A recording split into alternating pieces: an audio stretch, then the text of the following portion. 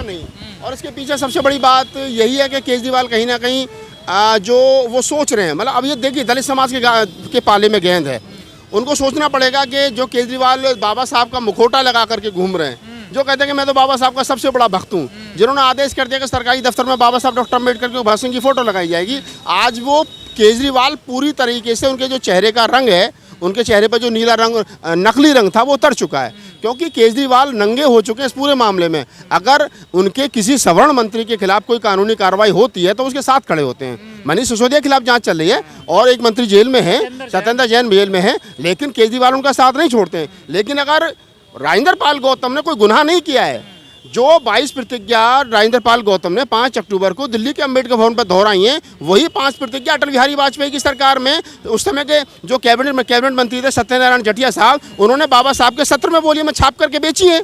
तो एक तरफ तो बीजेपी बाबा साहब की उन्हीं 22 प्रतिज्ञाओं को जो बेच रही है, कह रही है कि मैं ब्रह्मा विष्णु महेश को ईश्वर नहीं मानूंगा, ना उनकी पूजा करूंगा, मैं रामकृष्ण को ईश्वर नहीं मानूंगा, ना कभी उनकी पूजा करूंगा, और दूसरी तरफ में 12, 15 साल 18 साल के बाद में कह रहे हैं कि साहब हमारी तो भावनाएं आहत हो गई।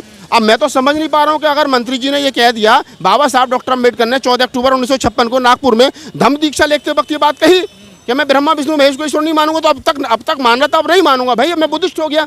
तो जबरदस्ती थोड़ी आप किसी के कान पे पिस्टन रख के मनवाओगे भाई, हैं? तो ये इस्तीफा लिया गया है या बिल्कुल नहीं। अगर ऐसा कोई इस्तीफा दे देगा, अगर मंत्री जी इस्तीफा दिया है तो स्वीकार करना चाहिए था, मंत्री जी को मनाना चाहिए, तो मनाया नहीं ना, इस्तीफा स्वीकार कर लिया, तो इसका मतलब इस्तीफा। सवाल ये भी है ना, मंत्री जी ने क्यों इस्तीफा दिया? मैं वही कह रहा हूँ ना, इस्तीफा देने का दबाव बनाया जा रहा था, और अगर दबाव नहीं बनाया जाता तो कोई इस्तीफा नहीं देता। लोग तो यहाँ तक भी कह रहे हैं कि मनीष सिसोदिया ने लिखवाया ये इस्तीफा। जो भी लिखवाया है, जैसा भी लिखवाया है, मनीष सिसोदिया ने लिखवाया, किसी और ने लिखवाया हो, ये तो मंत्री जी बेहतर बता सकते हैं। लेकिन हम एक as a activist, as a पत्रकार ये कह सकते हैं पूरी जिम्मेदारी के साथ में कि आप इस बात को समझिए कि भावनाएं आहत हो रही हैं लोगों की। अगर इनकी माँ ने दूध पिलाया, मैं कह रहा हूँ, ये जितने हिंदू संगठन घूम रहे हैं ना, जो कह रहे हैं साहब हमारी भावनाएं आहत हो गई, अगर तुम्हारी माँ ने दूध पिलाया ना, तो बाबा साहब डॉक्टर अम्बेडकर पर मुकदमा करिए। राजेंद्र पाल गौतम पर मुकदमा करने से क्या होगा भाई? डॉक्टर अम्बेडकर ने 14 अक्टूबर 1956 को दीक्षा ली थी, तब कहा था कि मैं ब्रह्मा विष्णु महेश को ईश्वर नहीं मानूंगा। 8 लाख लोगों के साथ में कहा था, अकेले ने नहीं कहा था। करो ना मुकदमा। अरे एक तरफ तो बीजेपी खुद जो है वो बाबा साहब की 22 प्रतिज्ञा सत्र में बोलियों में छाप करके बेच रही है, और दूसरी तरफ कह रही हमारी भावनाएं हाथ हो गई। तो बड़ी बड़ी रैलियों में कहते हैं बाबा साहब का भक्त हूँ, बाबा साहब के फोटो लगवाइए। देखिए बाबा साहब के लिए खड़े भी नहीं हुए। बाबा साहब का भक्त होना एक अलग चीज है, बाबा साहब की बातों पर को मानना या बाबा साहब के बताए हुए मार्ग पर चलना एक अलग चीज है। तो केजरीवाल जी जो बाबा साहब के भक्त हैं, भक्त तो मोदी जी भी कहते हैं कि मैं बाबा साहब का भक्त हूँ, लेकिन भक्तों तो फिर सीधे वाला हाथ आके खड़े करके कहो ना कि मैं रामकृष्ण को ईश्वर नहीं मानूंगा। बाबा साहब की पहली सीढ़ी है, सारे भाग जाएंगे जितने अंधभक्त घूम रहे हैं। बाबा साहब को पचाना बड़ा कठिन है भाई। इस देश के अंदर आरएसएस और बीजेपी अगर कोई हजम नहीं हो रहा है तो वो डॉक्टर अम्बेडकर हजम नहीं हो रहा है, वो गौतम बुद्ध हजम नहीं हो रहे हैं। क्यों हजम नहीं हो रहे हैं? गौतम बुद्ध आज भी 2500 साल के बाद में प्रासंगिक हैं, और उनको लोग स्वीकार कर रहे हैं, उनकी बताए हुए रास्ते पर चल रहे हैं। और अगर उनको हिंदू धर्म नहीं पचा पा रहा तो वो इसलिए नहीं पचा पा रहा, कबीर को नहीं पचा पा रहा, अम्बेडकर को नहीं पचा पा रहा, बाकी सबको पचा लिया उन्होंने। ये 3 गले की हड्डी बनी हुई है, और सबसे ज्यादा बाबा साहब डॉक्टर अम्बेडकर की जो 22 प्रतिज्ञा वो गले की हड्डी बनी हुई है। आरएसएस रफू कर ही नहीं सकती उसको, बीजेपी रफू कर ही नहीं सकती, कैसे कर लोगे आप बताओ? तो ये तो 2 चेहरे हैं। लेकिन 22 प्रतिज्ञाओं में कहाँ हिंदू देवी देवताओं का अपमान हो रहा है? नहीं, उनको लग रहा है ना अपमान है भाई। आप मैं तो एक बड़ी सी बात कह रहा हूँ, दलित मंदिर में जाए तो पिटाई, घड़ा छू ले तो पिटाई, मंदिर की सीढ़ियों पे बैठ करके आप राष्ट्रपति से पूजा करवा रहे हो, आप कोई दलित लड़कियों का बलात्कार हो रहा है, अगर वो मूर्ति को छू दे कोई दलित महिला तो उसकी हत्या की जा रही है पीट करके, घोड़ी चढ़े तो पिटाई। अरे तुम्हारे देवता को माने तो पिटाई, उसने कसम खाली मैं तुम्हारे देवता को नहीं मानता तो पिटाई। तुम चाह क्या रहो भैया, पहले तय तो कर लो। अगर तुम्हें ये जगह नहीं हमारे देवता को पूजो तो बनाओ ना पुजारी। लेकिन आम आदमी पार्टी में 11 विधायक और एससी के वो भी इनके साथ नहीं आ रहे हैं। हाँ कोई बात नहीं, धीरे धीरे सारे पिटेंगे। ये 11 नहीं, मैं कह रहा हूँ देश के अंदर 1044 दलित समाज के विधायक हैं, ये सारे पिटेंगे। बाबा साहब ने जो राजनीतिक आरक्षण दे रखा, मैं कह रहा हूँ सरकार से मेरी अपील है ये खत्म होना चाहिए। जिस दिन ये खत्म हो गया ना, फिर इनकी अकल ठिकाने आ जाएगी, किसी गाँव के प्रधान नहीं बनेंगे, फिर इनको सबको पता चल जाएगा किसी कितनी औकात है। मंत्री साहब को भी विरोध करना चाहिए केजरीवाल का? नहीं, मंत्री साहब का व्यक्तिगत डिसीजन है, वो विरोध करेंगे नहीं करेंगे। अभी तो मंत्री साहब ये कह रहे हैं कि मेरे नेता केजरीवाल जी हैं, मंत्री साहब के साथ खड़े नहीं हुए वो तो। देखिए खड़े होना ना होना उनकी आपस में क्या बातचीत हुई है वो दोनों बेहतर जानते हैं। नहीं, ये बात की बात है, इनके भविष्य के गर्म है। लेकिन मैं वर्तमान समय जो है उसमें ये दावे के साथ कह सकता हूँ कि वर्तमान समय में आप इस बात को समझिए। इस्तीफा तो अभी लिया ना, अभी की बात मैं गजेंद्र जी वही बात कह रहा हूँ कि आप इस बात को समझिए। इस सच को स्वीकार कीजिए। अभी नहीं पता, अभी आप इस सच को स्वीकार कीजिए कि अगर इस्तीफा लिया है, इस्तीफा हुआ है, तो इसके पीछे दो तिकर स्वीकार हो गया ना, हो गया ना।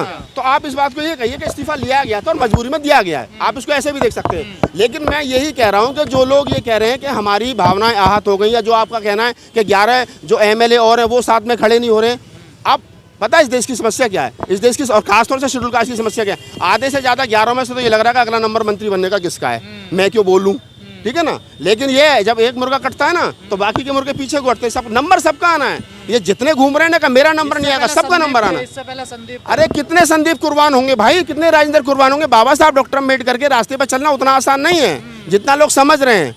कि अब चले ना मंत्री जी, कुर्सी गई, वो तो बहादुर सिपाही है, बाबा साहब का कहते हैं मुझे कोई दिक्कत नहीं, वो तो पहले भी कहते थे कुर्सी रहना से मूवमेंट चलना चाहिए। तो मैं हमेशा से एक बात कहता हूँ कि ये फूले अम्बेडकरी आंदोलन जिंदा रहना चाहिए। अगर आंदोलन जिंदा रहेगा तो हम 1000 राजेंद्र पाल पैदा कर लेंगे, 1000 मायावती पैदा कर लेंगे, 1000 दूसरे पैदा कर लेंगे, लेकिन अगर मूवमेंट मर गया ना तो हम एक भी पैदा नहीं कर पाएंगे। जरूरत है वर्तमान समय में जो देश के अंदर राजनीति हो रही है, ऐसे दौर में फूले अम्बेडकरी आंदोलन को बचाए रखना, अम्बेडकर के मूवमेंट को बचाए रखना, ये महत्वपूर्ण है। नगर निगम कुछ फर्क पड़े केजरीवाल साहब? बिल्कुल पड़ना चाहिए। मैं तो कह रहा हूँ अगर सही मायने में देखो, मंत्री जी का व्यक्तिगत डिसीजन है, वो क्या लेंगे, नहीं डर नहीं है ना। मैं वही कह रहा हूँ ना, अगर इस देश की राजधानी दिल्ली में 25% शेड्यूल कास्ट है, अगर एक औसत मान लिया जाए तो 25% शेड्यूल कास्ट में की वोट से और मुसलमानों की वोट से ही तो बने केजरीवाल साहब, और तो किसी ने वोट दिया नहीं। सवर्णों का तो वोट बीजेपी को गया सीधा सीधा। अगर वो वोट केजरीवाल, अब भी 25% शेड्यूल कास्ट अपने मंत्री का अपमान होने के बाद में, और केजरीवाल साहब बीजेपी के दबाव में आकर के अपने मंत्री का इस्तीफा मांग लेते हैं, और उसके बाद में सारा मीडिया, सारा सिस्टम, सारा खामोशी के साथ में बना रहे, और मेन स्ट्रीम मीडिया कहेगा देखो साहब हम तो जीत गए, या बीजेपी के नेता के साहब हम तो जीत गए, हमने तो क्या नाम है इस्तीफा करवा दिया। तो आप इस बात को समझिए कि वो लोग हावी हो रहे हैं। और ऐसे में पहले तो मैं समाज से अपील करूंगा कि समाज के लोग के राजेंद्र पाल गौतम के साथ खड़े हो। तो बिजली पानी के लिए बैठा नहीं बिजली पानी यार नहीं चाहिए, बिजली पानी भाई मैं कह रहा हूँ, मैं वही कह रहा हूँ। आज यहाँ पर मैं कह रहा हूँ कि राजेंद्र पाल गौतम जी का क्या रहेगा अगला कदम, वो बताएंगे। लेकिन मैं व्यक्तिगत रूप में कह सकता हूँ, मेरे साथी रहे हैं, हम समता शहीद दल में साथ साथ काम करते थे हमारे तमाम लोग, तो मैं उनको जितना जानता हूँ आगे बेहतर होगा। और समाज को अब सोचना चाहिए, क्या ऐसी स्थिति में भी केजरीवाल को वोट देना है, और दोगे तो क्या मुद्दा है आपके पास में। ठीक है ठीक है ठीक है शांत रहिए, शांत ठीक है। आप जी